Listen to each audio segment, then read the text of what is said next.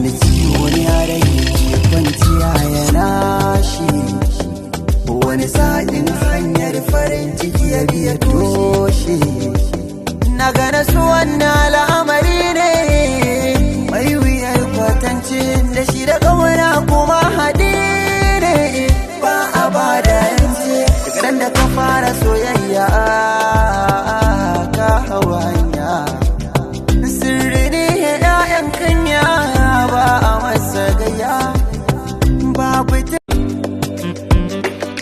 shi masoyi majinyaci ne a koda yaushe, kuma ranar warkewar bai da karshe.